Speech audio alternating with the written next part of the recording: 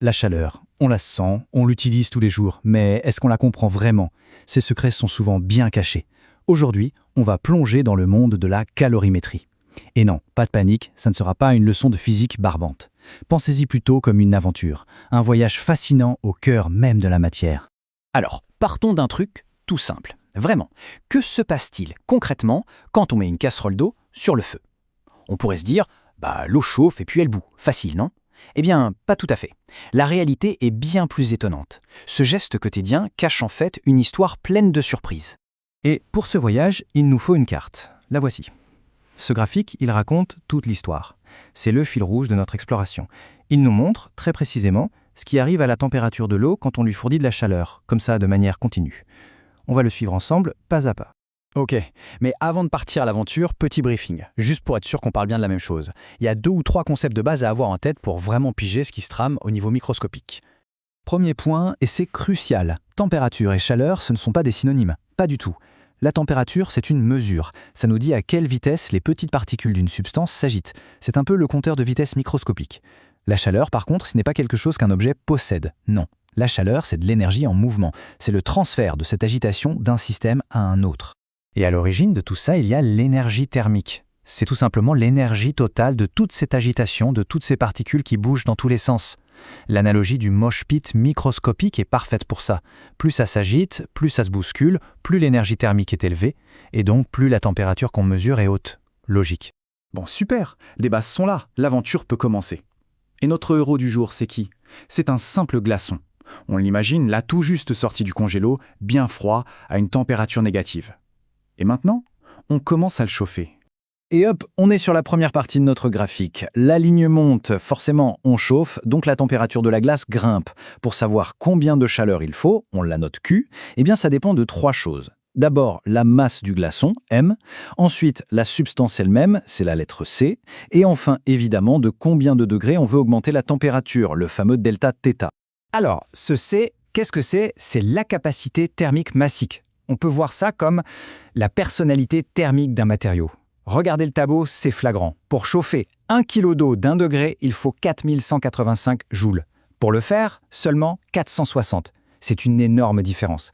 Et ça explique parfaitement pourquoi une cuillère en métal dans une soupe chaude devient brûlante en 2 secondes, alors que la cuillère en bois, elle, reste tranquille. Allez, on retourne à notre graphique. On suivait la ligne qui montait, et tout à coup, étrange, la courbe s'aplatit complètement. La température arrête de grimper, elle se bloque. C'est notre premier plateau, et c'est là que les choses deviennent vraiment intéressantes. Et là, la grande question, on continue de chauffer, n'est-ce pas? La flamme est toujours là, on continue d'envoyer de l'énergie, mais le thermomètre, lui, il ne bouge plus. Il reste figé à 0 degré Celsius. Mais alors, que se passe-t-il? Où va toute cette énergie qu'on injecte? La réponse tient en 2 mots, chaleur latente. Latent, ça veut dire caché. Et c'est exactement ça. L'énergie qu'on ajoute n'est plus utilisée pour faire gigoter les molécules plus vite, donc pour augmenter la température. Non, toute cette énergie est maintenant occupée à une mission beaucoup plus costaud.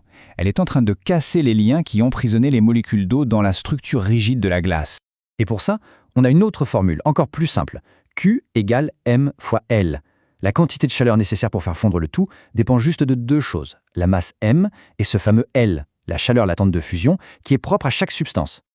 Ok, toute la glace est fondue, on a de l'eau liquide. Et maintenant, la température repart à la hausse. C'est la 2e pente sur notre graphique. Ça monte jusqu'à 100 degrés.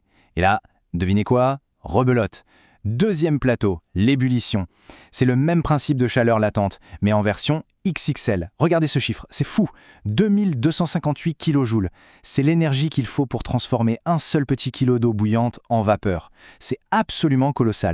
Bon, tout ça c'est la théorie, c'est notre glaçon qui bout. Mais dans la vraie vie, à quoi ça sert? Eh bien, cette science, la calorimétrie, elle est littéralement partout autour de nous. Et pour mesurer tout ça, les scientifiques ont un outil, le calorimètre. En gros, c'est un thermos super perfectionné. L'idée, c'est de créer une boîte parfaitement isolée pour piéger la chaleur et mesurer précisément les échanges d'énergie à l'intérieur sans que rien ne s'échappe. C'est grâce à ça qu'on a pu calculer toutes les valeurs de C et de L qu'on connaît. Et grâce à ça, on comprend des tas de choses. On comprend l'immense chaleur que dégagent les freins d'une voiture, on comprend comment on refroidit le réacteur d'une centrale nucléaire, on peut calculer l'énergie qu'il faut pour faire sécher du bois, ou même pour savoir combien de chauffage il faut pour renouveler l'air d'un bâtiment en hiver. C'est très très concret. Tenez, un exemple qui marque. Un simple sac en plastique.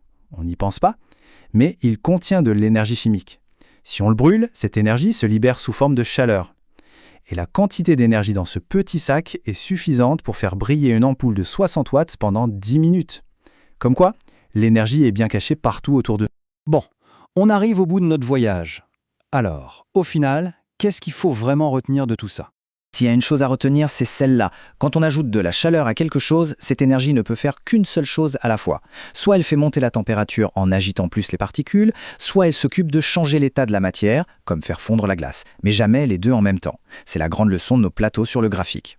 Et pour finir, une dernière question, histoire de réfléchir un peu. On a dit que la chaleur, c'est de l'énergie en transit. Et on sait que l'énergie ne se crée pas, ne se détruit pas, elle se transforme. Alors, après avoir fait bouillir notre eau, après avoir freiné la voiture, où est-ce qu'elle va, toute cette énergie? Où est-ce qu'elle finit par atterrir? C'est une question qui nous ouvre les portes d'un concept bien plus vaste, celui de l'entropie et du fonctionnement de l'univers lui-même. Merci d'avoir suivi cette exploration de la vie cachée de la chaleur.